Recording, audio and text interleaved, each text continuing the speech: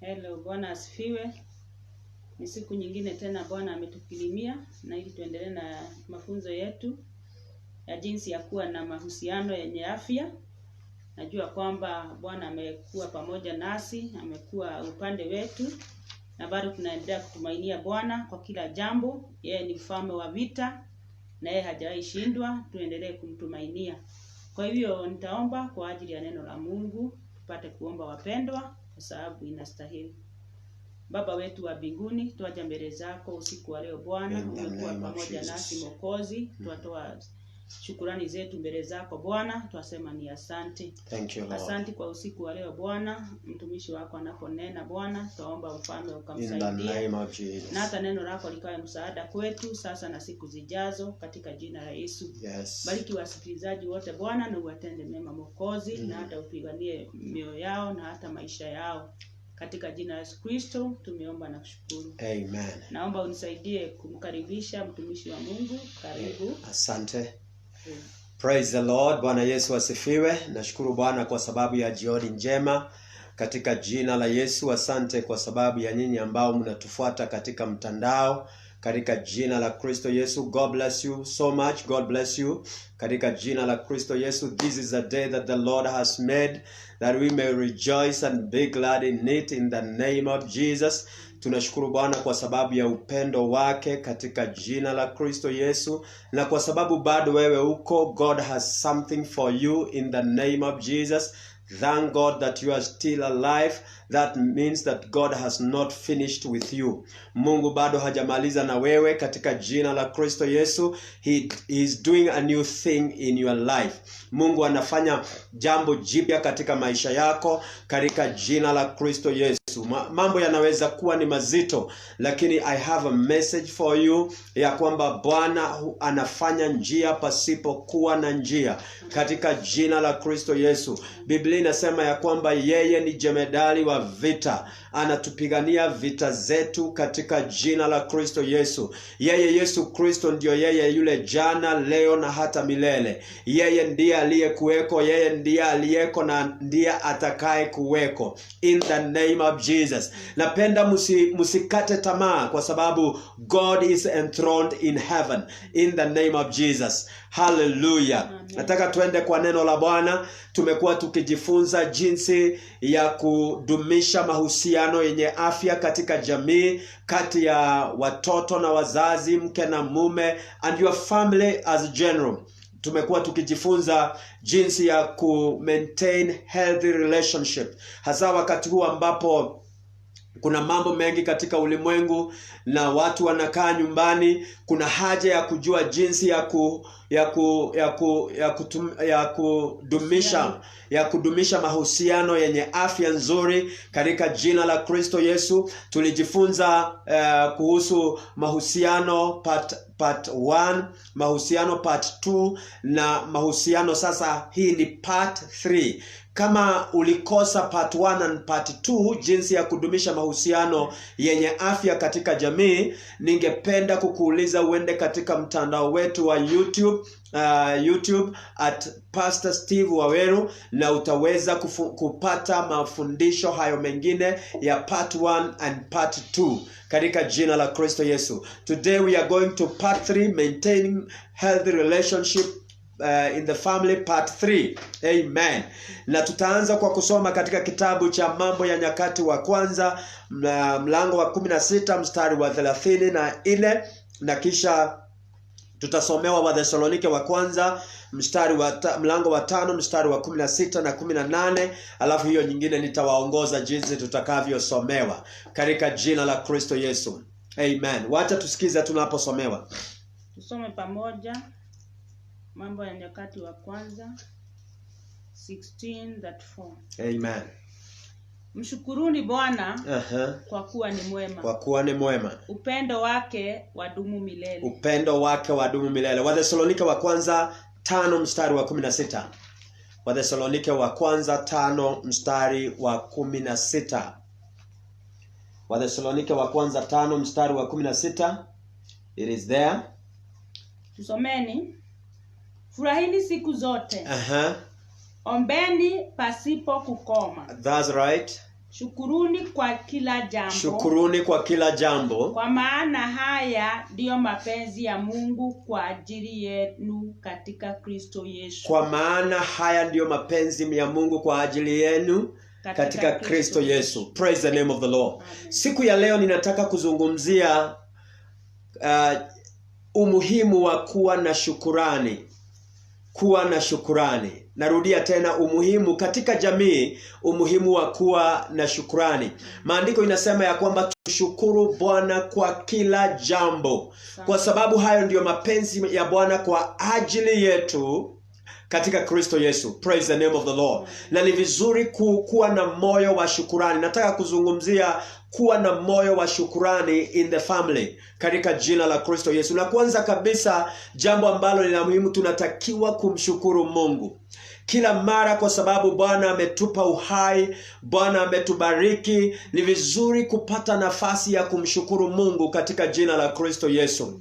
Na wakati tunapomshukuru Mungu, roho zetu zinasikia vizuri, roho zetu zinaunganika pamoja na Mungu. Na kwa hivyo it is important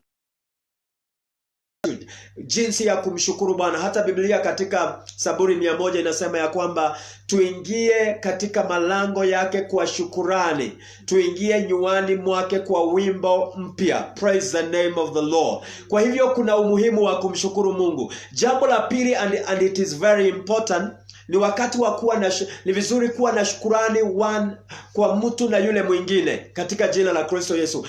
As you live together as a family, ni vizuri kumshukuru Mungu kwa sababu ya kila baraka. Haleluya. Mtu mmoja akasema ya kwamba kuwa na moyo wa gratitude ama kushukuru, kuwa na moyo wa shukurani ni wakati unapowaza mambo mazuri ambayo umetendewa. When you are thinking about the positive things. Praise the name of the Lord. Na kwa hivyo wakati tunapomshukuru Mungu, tunatazama mambo mazuri ambayo ametutendea, na tunakuwa na kila sababu ya kusema ni asante kwake katika jina la Kristo Yesu. Jambo la pili, ni muhimu sana kushukuru mmoja na mwingine. Haleluya. Amen. Na wakati unapomshukuru mwenzako, wakati unapowashukuru watoto wako, unapowashukuru wazazi, ni kusema ya kwamba you appreciate what they are in your family. Praise the name of the Lord. Unatambua jinsi walivyo katika jina la Kristo Yesu. Shukurani haikuji tu wakati umetendewa jambo kubwa. Even the small things. If you want to maintain a healthy relationship, learn how to be thankful even in small things katika jina la Kristo Yesu. Sio lazima utendewe mambo ambayo ni makubwa ambayo kila mtu atajua, but it is good, ni vizuri kushukuru kwa sababu ya mambo yale madogo madogo, mambo ambayo mtu mmoja anafanyia mwingine katika jina la Kristo Yesu. Na wakati tunapofanya hivyo, usikumbuka ya kwamba ninazungumza juu ya kudumisha uhusiano mzuri katika jamii. Wakati watoto wana learn how to thank God, and number 2, to be thankful to their parents or to their siblings, inakuwa ni afya kwa jamii hiyo katika jina la Kristo Yesu. Wakati tunaposhukuru, tunatoa kitu kinaitwa complaining ama manunguniko. Tunaondoa manunguniko, kwa sababu manunguniko yanaharibu uhusiano. Praise the Lord. Kuna watu ambao hawajui kushukuru. Hata ukikuja umebeba nyama kwota, wanaanza kucomplain ama kunungunika ungekuja na kilo moja. There are people who are like that in the family. Kuna wengine wakinunuliwa kitu fulani wanasema mimi ningetaka kitu fulani kwani kama mwingine amenunuliwa kitu fulani. And that hiyo manunguniko inaleta uhusiano wenye ambao hauna afya. Unaharibu uhusiano. Tunapojifunza kushukuru, wakati mke anajifunza kumshukuru mumewe, wakati mume anajifunza kumshukuru mkewe, wakati watoto wanajifunza kushukuru wazazi wao, inakuwa ni afya katika uhusiano. Haleluya. Na wakati inapokuwa ni afya, mahusiano yale yanakuwa yenye afya katika jina la Kristo Yesu. Nitakwambia faida kadhaa za kushukuru. I'm going to tell you a few benefits of having the heart of gratitude. Benefit ya kwanza ni ya kwamba kushukuru kunalete furaha. Very important. Wakati unapojifunza kusema asante, to have the heart of gratitude, hiyo kushukuru inaleta, it brings joy to your life. Hata sio tu kwa sababu ya kwa sababu ya yule ambaye unayemshukuru, hata wewe mwenyewe unasikia umefurahi katika jina la Kristo Yesu. Inaleta joy, inaleta happiness. Watafiti wamejua ya kwamba those people who are full of gratitude, they live a happier life. That is a proved scientific research, ya kwamba watu ambao wana moyo wa kushukuru wanaishi maisha yenye furaha. They are more relaxed. Haleluya. Bwana asifiwe. Na wakati wanapoishi maisha ya furaha, I want you to note this very well. Wakati wanapoishi maisha yenye furaha, mahusiano yao yanakuwa yenye afya, wanakuwa relaxed. Hata wakienda kulala, wanalala vizuri. Haleluya. Na wanapolala vizuri, hata miili yao inakuwa yenye afya katika jina la Kristo Yesu. Praise the name of the Lord. Faida ya pili ya kushukuru ni ya kwamba unapotoa shukurani inafungua mlango mwingine. Praise the name of the Lord. Always being thankful opens a door to the next level. You didn't hear that. Wakati unaposhukuru inafungua mlango wa kiwango kingine. Unaweza anza kwa kushukuru kwa sababu ya jambo ndogo, but as you continue to have that spirit of having the gratitude, the thanksgiving, wakati una moyo huo wa kushukuru, it will open for you doors katika jina la Kristo Yesu. Kwa hivyo kushukuru kuna kufanya uwe na kibali zaidi. Mke ambaye anamshukuru mumewe anapata kibali zaidi.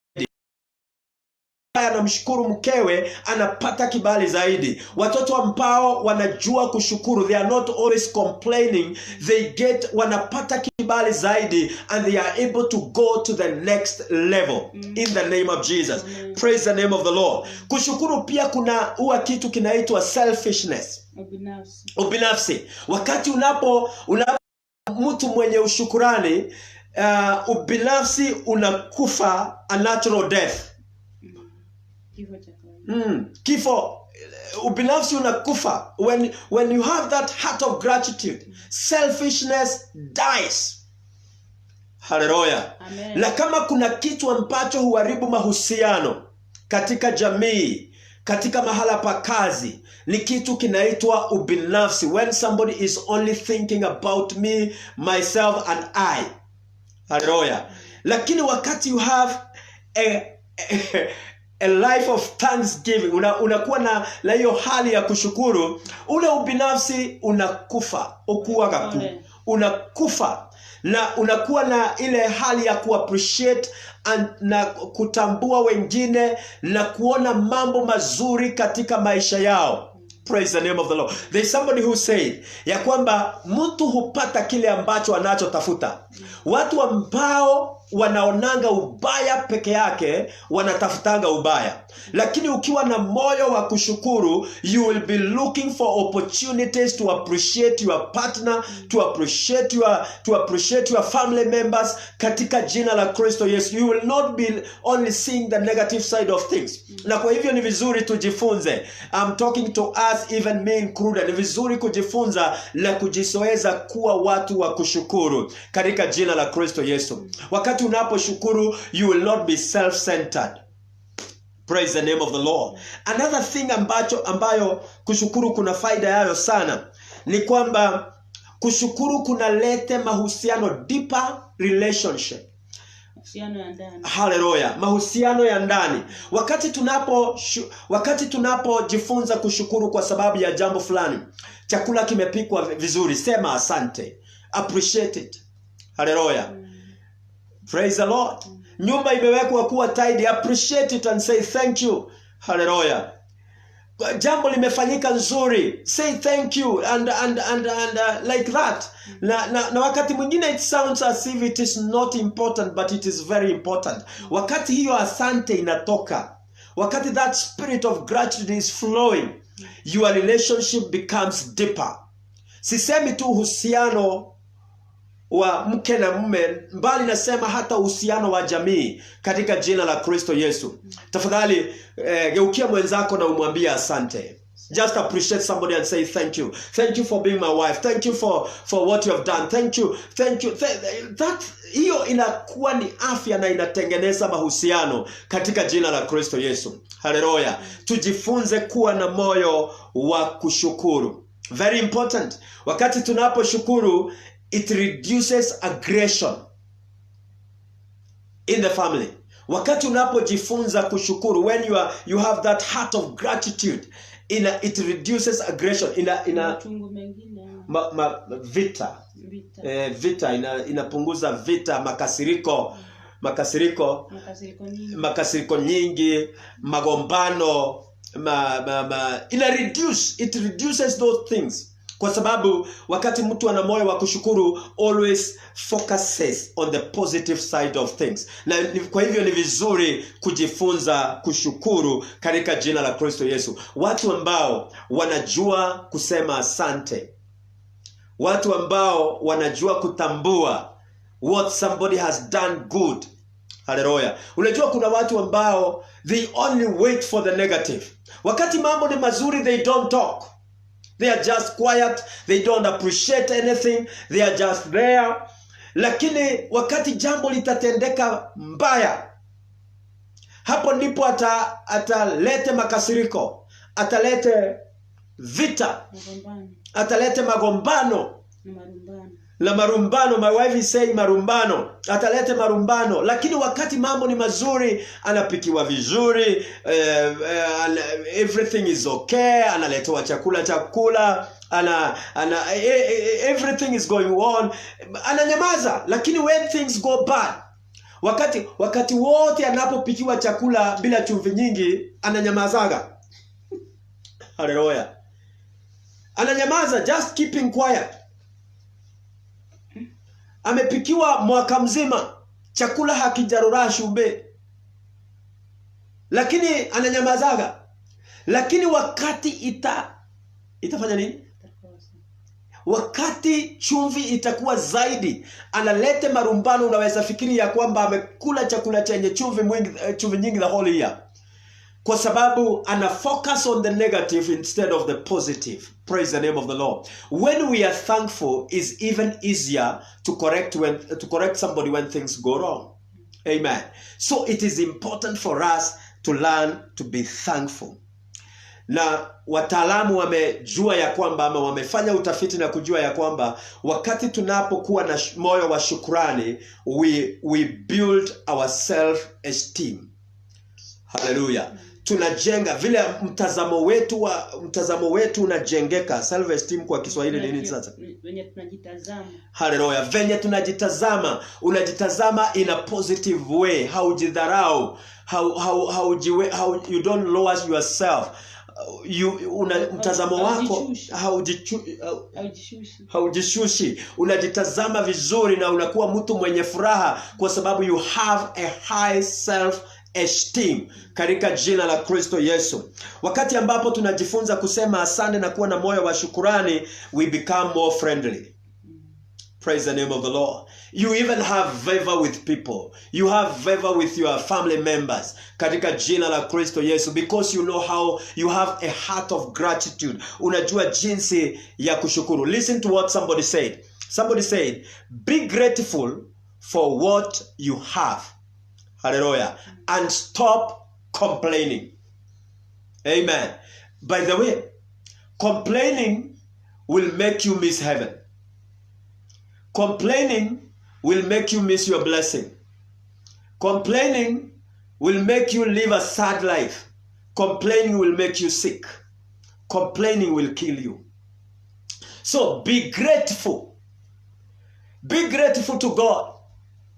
Be grateful to your family members, so that you live healthy, so that you have healthy relationships katika jina la Kristo Yesu. Now listen to this. Complaining is boring. It bores everybody. Somebody said that wakati manunguniko ina bore. La ina bore kila mtu. Imagine sasa nyumba imejaa manunguniko, na matokeo ya manunguniko ni kubo. Kila mtu kwa hiyo nyumba inachokesha. kila mtu kwa hiyo nyumba, na mjue we are staying at home, atakuwa bored kwa sababu ya one person who is full of complaining. Na wakati everybody is bored, relationships are broken. Complaining does no good. Complaining does not solve any problem. Ninataka kukuzungumzia, don't take anything for granted. If you want to maintain a healthy family relationships, be grateful for everything. Be grateful to your family members. Be grateful to God in the name of Jesus. Hallelujah. To say thank you, ama kusema asante, kuna dhihirisha unyenyekevu. Kusema asante kuna dhihirisha kuelewana. Kusema asante kuna dhihirisha upendo. Kusema asante kuna dhihirisha ya kwamba unatambua kile ambacho umetendewa. Tafadhali let us learn to say thank you. Na tunapomaliza, tafadhali chukua dakika moja, just take a minute, na umwambie Mungu ni asante. Inawezekana you have passed through many challenges. Inawezekana kuna mambo mengi ambayo ni mazito, but you can take just a moment kumwambia Mungu asante kwa sababu uko hai. Umwambie Mungu asante kwa sababu you are watching, for giving you an opportunity to watch this program. Umwambie Mungu asante kwa sababu ya mahala ambapo umekaa, katika jina la Kristo Yesu. Just tell God thank you. Father, we thank you. We thank you. We bless you, Lord. Thank you for your blessing. Unajua wakati unaposema asante, you are a person who counts your blessing. Unahesabu baraka zako katika jina la Kristo Yesu. Father God, we say thank you. We bless you, Lord God, in the name of Jesus. Amen. Thank you, Jesus. We bless you, Lord. Learn to have a grateful heart. Kuwa na moyo wa shukrani katika jina la Kristo Yesu. Na Mungu atakubariki sana. Atabariki uhusiano wenu katika jamii katika jina la Kristo Yesu. I want to pray with you. Lakini kabla sija kuombea, vizuri kuanzia leo uwe mtendaji wa neno la Bwana. Ujifunze kusema asante. Baba wa mbinguni, katika jina la Yesu namuombea mtazamaji wangu. Asante kwa sababu wewe ni Mungu mkuu. Wewe ni Mungu mwenye enzi, mfalme. Na bariki wote wanaotutazama mfalme. Wabariki katika jina la Yesu. Yainue maisha yao Bwana wa mbinguni katika jina la Yesu. Zaidi ya yote tusaidie kuwa na moyo wa kushukuru. Tutazame baraka ambazo umetubariki nazo mfalme wa mbinguni katika jina la Kristo Yesu. Naombea jamii mfalme, naombea mahusiano ya jamii. Naomba Bwana wa mbinguni ukalete mahusiano mazuri in every family katika jina la Yesu, mahusiano yenye afya katika jina la Kristo Yesu. Shetani ambaye huja kuharibu tunamkemea katika jina la Kristo Yesu. Tunanena afya hata katika jamii katika jina la Kristo Yesu. Asante Bwana wa mbinguni kwa sababu unabariki jamii hizo Bwana wa mbinguni katika jina la Kristo Yesu. Na zote Bwana unatusaidia kuwa na moyo wa shukurani in the name of Jesus. Help us to focus on the positive things that you have done for us in the name of Jesus. Father God, I thank you. I bless you, Lord. I give you glory in Jesus' name. Amen. Amen. Amen. Amen. You can start by telling your family member thank you. You can call somebody and appreciate somebody. Umwambia asante. Labda somebody has been a blessing to your life. You can appreciate that person. Umwambia ni asante. I just call you to say thank you. Katika jina la Kristo Yesu. Labda alikusaidia in a place ambayo labda haungedhani ya kwamba kuna mtu anaweza kusaidia. Just call that person and tell that person thank you. Labda ni mke wako haujai mwambia asante, tafadhali turn to her and tell her thank you for being a good wife. Na kama ni mume wako, just tell your husband thank you. Kama ni watoto wako, they have been supportive, they have behaved well, tell them thank you and you appreciate them for who they are katika jina la Yesu.